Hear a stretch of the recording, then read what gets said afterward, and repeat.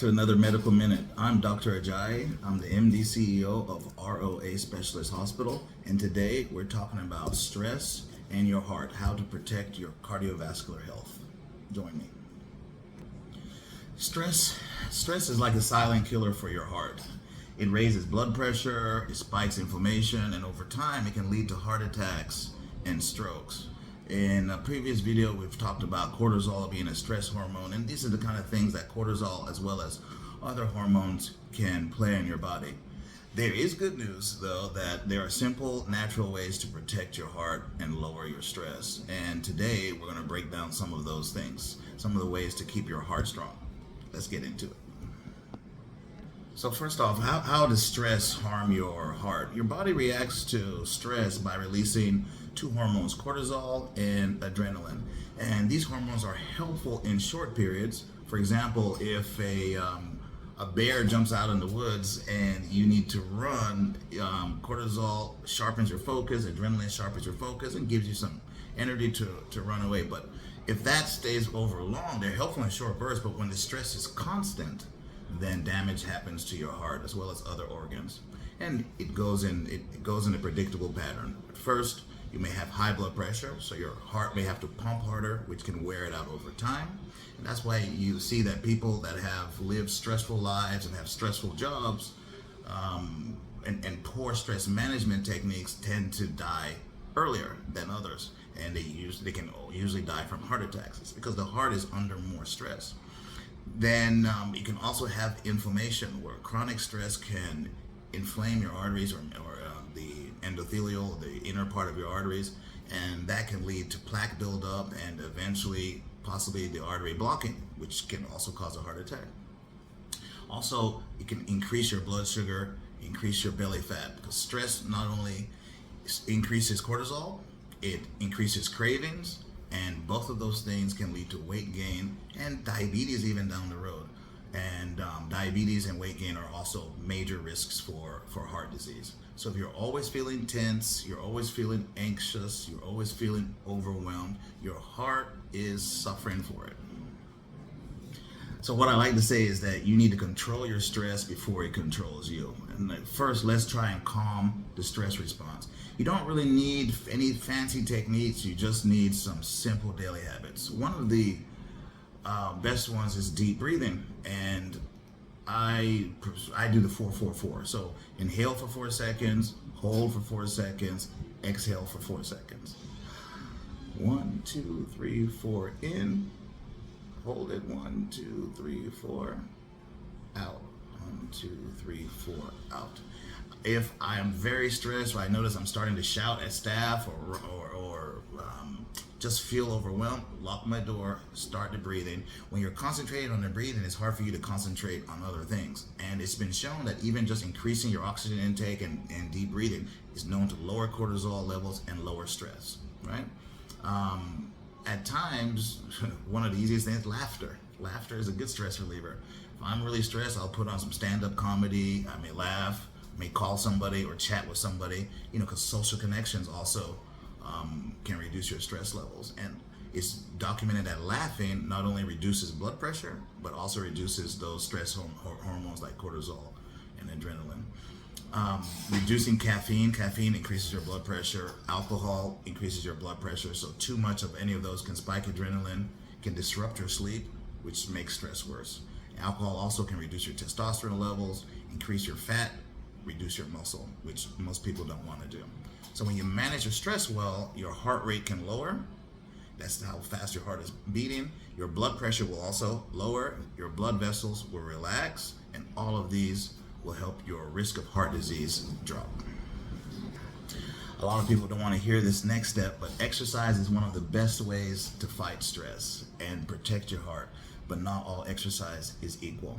So if you could do 30 minutes of brisk activity, even twice a week, you're going to notice a difference.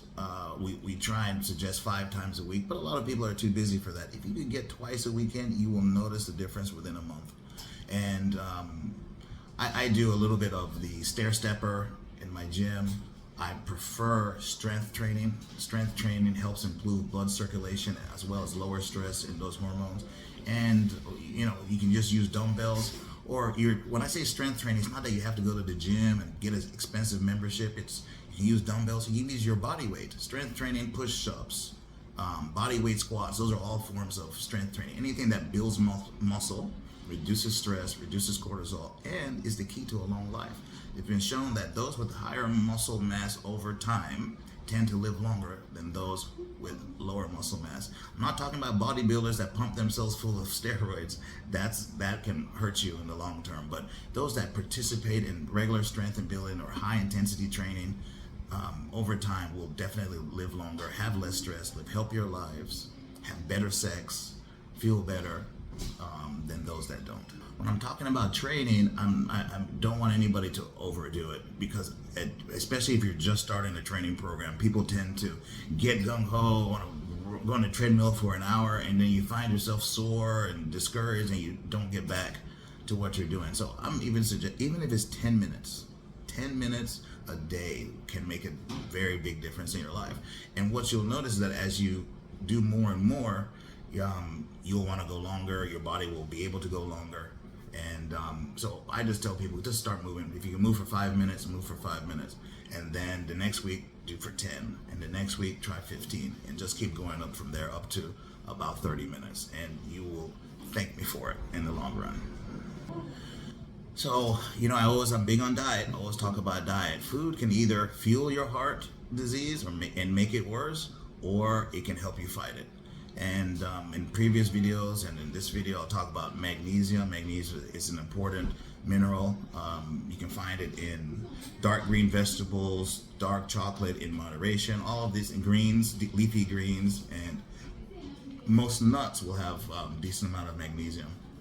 And that can help relax your blood vessels, reduce your blood pressure, and let you live longer and help fight off heart disease. Healthy fats. So when I'm cooking, I don't use canola oil, sunflower oil, corn oil. All of those are unhealthy fats. Those seed oils wreak havoc on your body over time. So healthy oils are things like avocado oil, olive oil, butter is fine with me, and fatty fish. All of those things have healthy fats, and those can help lower your bad cholesterol. I know it sounds counterintuitive, but it can actually lower your bad cholesterol. You have to cut sugar. And I'm not talking about just added sugar. There's a lot of hidden sugars in foods nowadays. You'll find it in tomato sauce, you'll find it in corn, you'll find it almost everywhere in your bread. So you need to cut sugar and cut processed foods.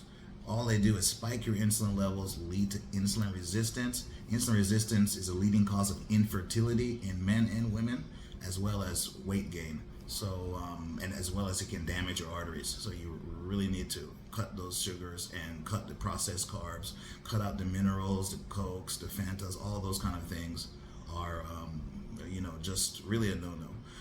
And being dehydrated, while we're on the topic of drinks, can also affect you, can raise your cortisol levels. So stay hydrated. I always walk around with a bottle of water everywhere I go. I can drink 6 of them in a day if I need to. And you should remember that a heart-healthy diet isn't about restriction. Notice I've not said you shouldn't eat, you should starve yourself. It's not about restriction. It's about choosing the right foods and doing it consistently on a daily basis. I want to call you to action. Take action today. In conclusion, if you want to protect your heart, you need to start today.